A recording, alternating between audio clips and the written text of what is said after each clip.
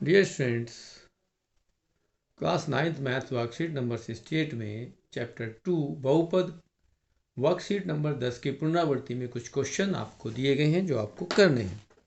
और ये क्वेश्चंस एक बार वर्कशीट मैं आपको दिखा दूं कि वर्कशीट में क्या है और कैसे कैसे क्वेश्चंस हैं जिनको आपको करना है। वैसे तो वर्कशीट आप लोगों के पास ये एनी हाउ पहले ही पहुंच चुकी हैं। इनके फैक्टर्स करने हैं और विकल्पिक क्वेश्चंस हैं, बहुविकल्पिक हैं। एक क्वेश्चन के 4 हल हैं, उनमें से एक क्वेश्चन सही है। पहले 5 क्वेश्चंस ऐसे ही हैं, जबकि छठा, सातवां और 8वें क्वेश्चन में आपको हल करना है। और हल करने के लिए ये आपके पास क्वेश्चंस हैं, आप इनको केयरफुली सॉल्व कर लेंगे, प्रैक्टिस कर लेंगे, आपके एग्जाम में काम आएंगे। तो फिर भी हम आपको गाइड करना चाहते हैं कि आप इनको किस तरह से करेंगे। तो फर्स्ट क्वेश्चन की बात करते हैं। फर्स्ट क्वेश्चन में आपको लिखा है y²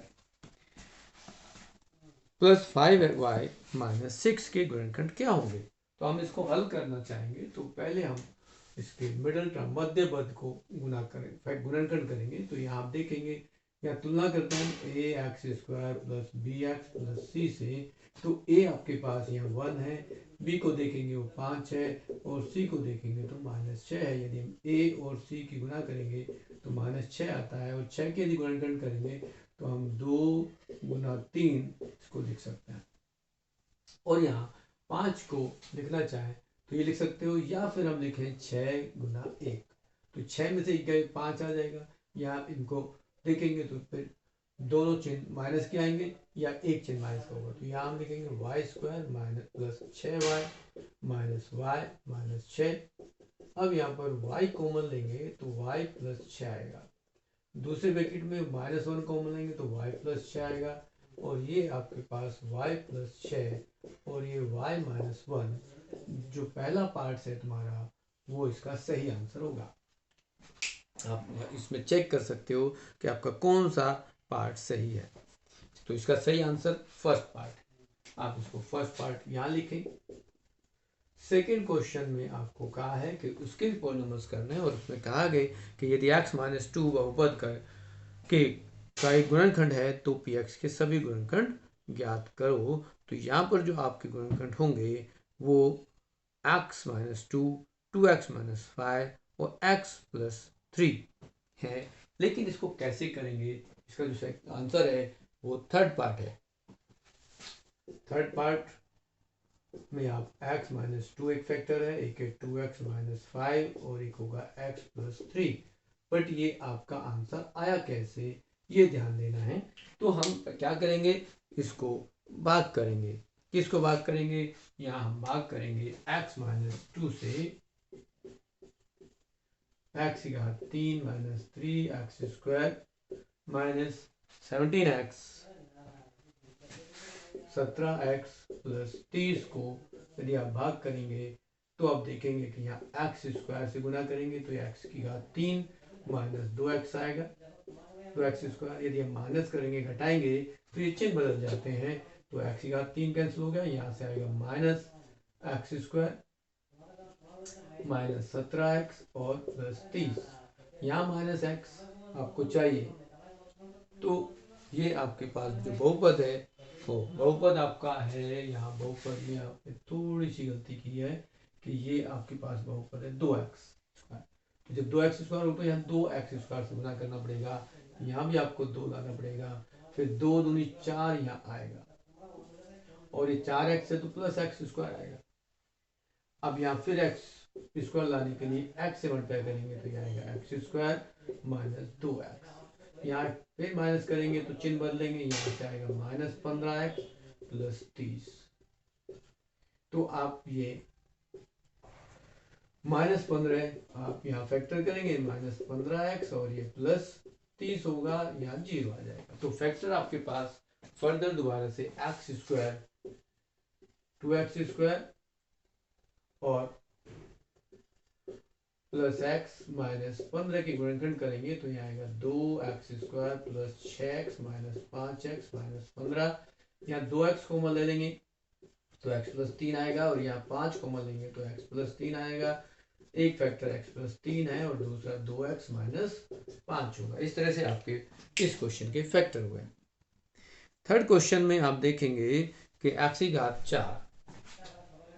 यहाँ आप देखेंगे इसके फैक्टर्स क्या होंगे, एक्स की घात 4 में एक्स की घात एक्स स्क्वायर प्लस 3 और एक्स स्क्वायर प्लस 1 आएगा। तो सेकेंड पार्ट है क्वेश्चन नंबर 3 में, सेकेंड पार्ट है एक्स स्क्वायर प्लस 3 और एक्स स्क्वायर प्लस 1, ये इसका आंसर होगा। बट ये आया कैसे ये देख सकते हो, यहाँ x power 4 plus 4 x square plus 3 है, तो यहाँ आप इसके फैक्टर्स करेंगे x power 4 plus 3 x square plus 3, यहाँ एक्स स्क्वायर कॉमन लेंगे तो एक्स स्क्वायर प्लस 3 आएगा, यहाँ से 1 कॉमन लेंगे तो एक्स स्क्वायर प्लस 3 आएगा, तो एक्स स्क्वायर प्लस 3 लेंगे और दूसरा एक्स स्क्वायर प्लस 1 फैक्टर बनेगा। क्वेश्चन नंबर 4 में देखेंगे तो इसमें भी आपके फैक्टर्स करेंगे और यहाँ आपके पास जो आंसर होगा वो आप ट्राई करेंगे तो यहाँ 14 और 4 ब्रेक करेंगे। फैक्टर्स यहाँ भी आपको इसी तरह से करना है।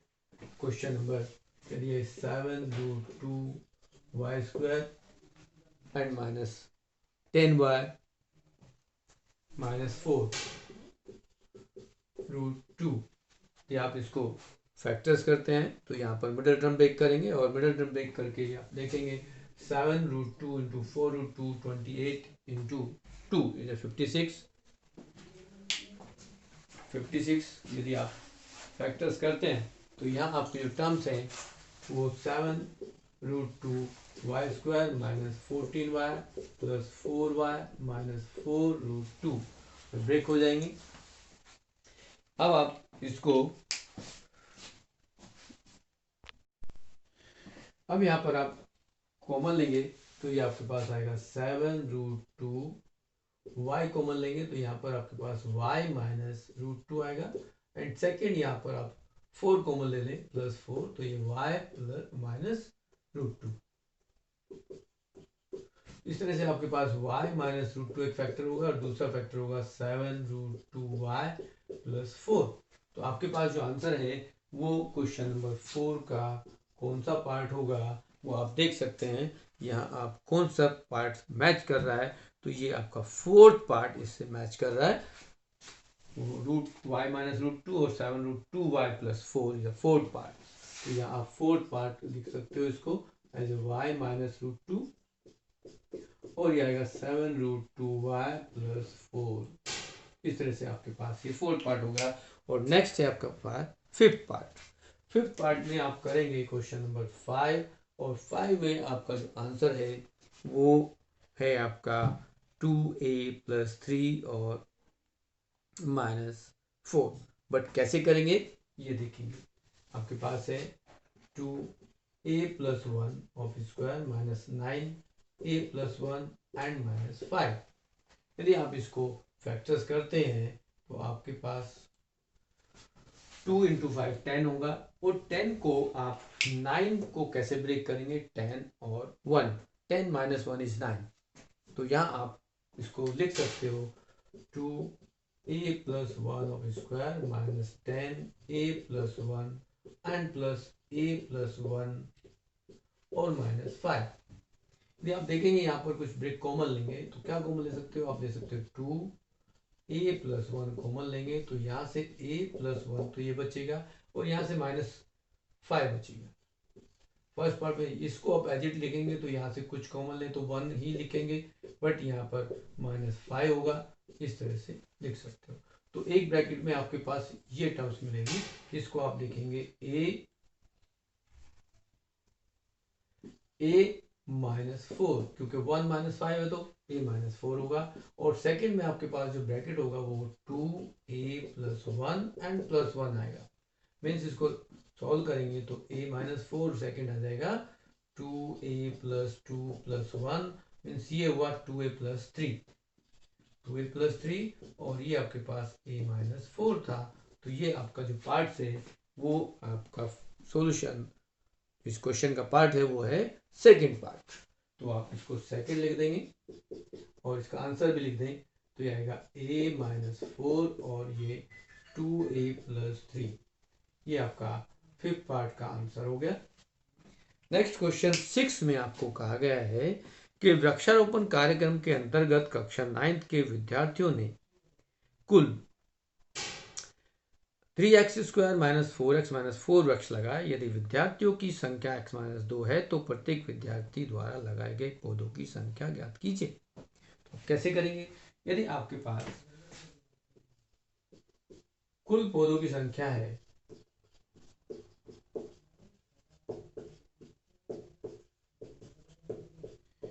उसको यदि आप बच्चों की संख्या से भाग कर देंगे तो आपके पास आंसर आ जाएगा। कैसे करेंगे? यह थोड़ा सा रफ कर दें, यूज करेंगे स्पेस को।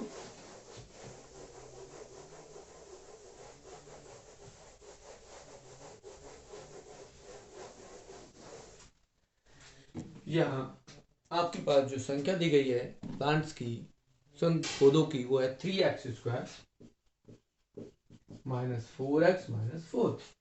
और बच्चों की, विद्यार्थियों की जो संख्या है वो क्या है?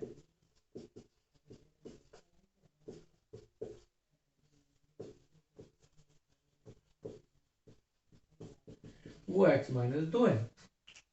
अब आप यदि x माइनस 2 से इसको भाग करेंगे तो आपके पास पौधों की संख्या आ जाएगी।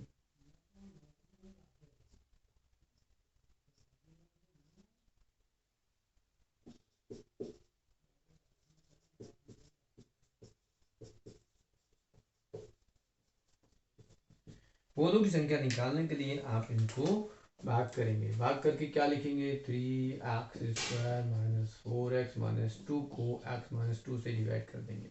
बट डिवाइड करके आप लिखेंगे तो यहां से आपके पास 3x माइनस प्लस 2 इसका आंसर आएगा। कैसे करेंगे? यहां से x माइनस 2 से इसको भाग कर दीजिए तो यहाँ आपके पास आएगा 3x² लाने के लिए इस x में किससे गुना करेंगे? 3x से मल्टीप्लाई करेंगे और 2 में करेंगे तो आएगा माइनस 6x। अब यहाँ माइनस करेंगे तो कैंसिल हो जाएगा, यहाँ से आपके पास चेंज होगा तो ये आएगा 2x माइनस 4 और यहाँ हम 2 से गुना कर दे तो 2x माइनस 4 आ जाएगा, 0 हो जाएगा। तो इसका जो गुणनखंड आया हमारे पास, फिर दो पौधों की संख्या जो आई जो बच्चों ने लगाई वो 3x माइनस 2 हो गई, जो हर बच्चे को लगानी पड़ी। इस तरह से आपके पास छठे क्वेश्चन का आंसर हो गया। सातवें क्वेश्चन में आपको कहा गया है कि आप इनके गुणनखंड करें। गुणनखंड करने वाला उन्होंने कहा कि ये आयत है और आयत का क्षेत्रफल इस तरह से दिया हुआ है वर्ग इकाई के रूप में। उसने कहा लंबाई और चौड़ाई के लिए संभव व्यंजक दीजिए। मतलब एक, जब हम गुणनखंड ज्ञात करेंगे तो दो व्यंजक मिलेंगे, दो गुणनखंड मिलेंगे, उसमें एक इसकी लंबाई होगी तो एक उसकी चौड़ाई होगी। तो पहले भाग को यदि हम करें तो क्वेश्चन नंबर 7 जो क्वेश्चन है उसका पहला भाग हमारे पास क्या है? वो है x² प्लस 5√5x प्लस 30। ये 5√5 को यदि आप ब्रेक करें तो क्या लिखेंगे? जिनका गुणनफल 30 आ जाए, जैसा कि हमने यहाँ ABC की तरह गुणनखंड किए और उनको लिखेंगे तो जाएगा x² प्लस 2√5x, फिर लिखेंगे 3√5x प्लस 30। इस तरह से लिख करके आप देखेंगे तो आपके पास जो टर्म्स बनी है वो आप यहाँ से x कॉमन ले लें तो x कॉमन लेंगे तो x प्लस 2√5 आएगा और दूसरे में 3√5 हम कॉमन लेंगे तो x प्लस 2√5 आएगा। एक फैक्टर आपके पास x प्लस 2√5 बचेगा और दूसरा फैक्टर x प्लस 3√5 आएगा। इस तरह से आपके पास इसमें एक लंबाई है तो एक चौड़ाई होगी। ऐसे ही यदि दूसरे क्वेश्चन को करेंगे, दूसरे पार्ट को, तो वो भी इसी तरह से होगा। क्वेश्चन नंबर 7 का सेकंड पार्ट है 24x² माइनस 26x प्लस 8। अब यहाँ देखेंगे ये 8 माइनस में है तो यहाँ भी आप इसी के ऐसे ही गुणनखंड करेंगे कि आपके पास जो गुणनखंड है वो क्या हो सकता है।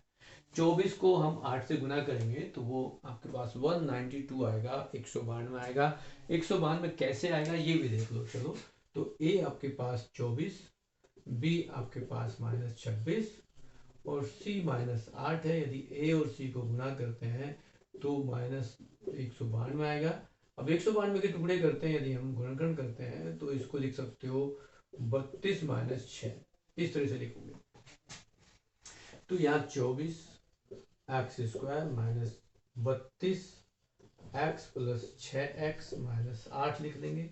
यहाँ आपके पास 8 एक्स कॉमन लें तो 3x माइनस 4 आएगा। यहाँ से 2 कॉमन ले लें तो ये 3x माइनस 4 आएगा। एक गुणनखंड 3x माइनस 4 है तो दूसरा 8x प्लस 2 होगा, जिसमें एक लंबाई होगी और एक चौड़ाई होगी। तीसरा जो गुणनखंड है जिसको हमें आयत का क्षेत्रफल दिया गया है, ये सामान्य क्षेत्रफल है और क्षेत्रफल के हम लंबाई गुना चौड़ाई होती है। तो क्षेत्रफल बराबर फिर हम लिखेंगे तीसरे भाग में लिख रखते हैं कि क्षेत्रफल जो आपको दिया गया है वो क्या दिया हुआ है, उसमें लिखा है आपके पास X square minus 8x plus 15। अब फिर यहाँ लिखेंगे तो एक्स स्क्वायर माइनस 5x लिख दें, 3x लिख दें और ये 15 हो जाएगा। अब यहाँ x कॉमन लेंगे तो x माइनस 5 होगा, 3 कॉमन लेंगे तो x माइनस 5 होगा, फिर ये एक x माइनस 5 होगा तो दूसरा x माइनस 3 हो जाएगा। आपके पास फिर ये दो गुणनखंड आ गए। आपके पास क्वेश्चन नंबर 8 जो है उसमें भी आपको कहा गया है कि वो आयतन है।